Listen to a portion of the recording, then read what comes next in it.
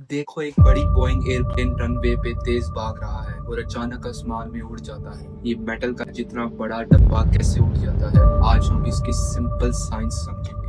साल 1903 तक कोई इंसान नहीं उड़ सकता था। फिर दो भाई विल्बर और ऑरविल राइट ने, जो साइकिल रिपेयर की दुकान चलाते थे, पहली उड़ान भरी। सिर्फ 12 सेकंड में सिर्फ 120 फीट। लेकिन उन्होंने प्रूफ कर दिया कि अगर तुम चार फोर्सेस को समझो तो तुम उड़ सकते हो।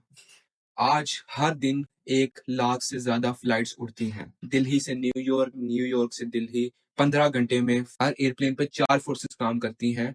वेट, ग्रेविटी जो सब कुछ नीचे खींच रही है। एक बोइंग 777 में 400 पैसेंजर, उनका लगेज, फ्यूल सब मिलके 350,000 किलोग्राम वेट होता है। ये 350 मारुति ऑल्टो कार्स जितना है। ग्रेविटी इसको कंटिन्यूसली नीचे खींच रही है। दूसरी है लिफ्ट, जो विंग से आती है और अपर पुश करती है वेट के अगेंस्ट। लेकिन लिफ्ट सिर्फ तब बनती है जब एयरप्लेन आगे मूव कर रहा हो। खड़ी एयरप्लेन में जीरो लिफ्ट होती है, इसलिए रनवे पे स्पीड पकड़ना जरूरी है। तीसरी है थ्रस्ट, जो इंजन से आता है और एयरप्लेन को फॉरवर्ड पुश करता है। जेट इंजन आगे से हवा खींचते हैं, उसमें फ्यूल जलाते हैं और पीछे से बहुत तेज निकलता है। जब हवा पीछे जाती है, एयरप्लेन आगे पुश होता है, बिल्कुल बलून जैसे।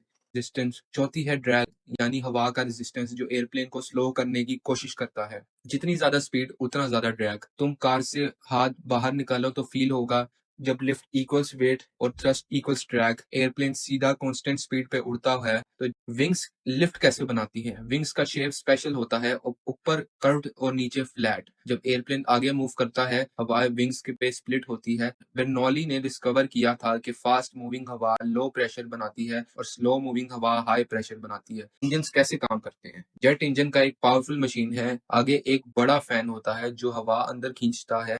पैसेंजर सीट्स और कैबिन कैसे डिजाइंड है? एयरप्लेन के अंदर पैसेंजर कैबिन प्रेशराइज्ड होता है। बाहर 35,000 फीट पे हवा बहुत पतली है और ऑक्सीजन कम है। अगर कैबिन प्रेशराइज ना हो तो पैसेंजर्स ब्रीथ नहीं कर सक पाएंगे। तो एयरप्लेन कंप्रेस्ड एयर कैबिन और में पंप करता है और कॉन्स्टेंटली ये एयर कंडीशनिंग सिस्टम भी हवा को कंफर्टेबल टेम्परेचर पे रखता है। सीट्स रो में अरेंज होती हैं। इकोनॉमी क्लास में यूजुअली 3 सीट्स एक साइड पे और 3 सीट्स दूसरी साइड पे। बिजनेस क्लास में सीट्स ज्यादा वाइड होती हैं और ज्यादा रिक्लाइन करती हैं। हर सीट के नीचे और ऊपर ओवरहेड बिन्स में लगेज स्टोर होता है। कैबिन फ्लोर के नीचे कार्गो होल्ड होता है, जहां चेक्ड बैगेज होता है। एयरप्लेन का कंप्लीट स्ट्रक्चर बहुत स्ट्रॉन्ग होता है बाहर। तो बस यही है चार फोर्सेस का बैलेंस, विंग्स का स्पेशल शेप, पावरफुल इंजन और स्किल्ड पायलट्स। फिजिक्स सिंपल है लेकिन इंजीनियरिंग का कमाल है। नेक्स्ट टाइम फ्लाइट में बैठो तो तुम्हें समझ आएगा कि एग्जैक्टली क्या हो रहा है।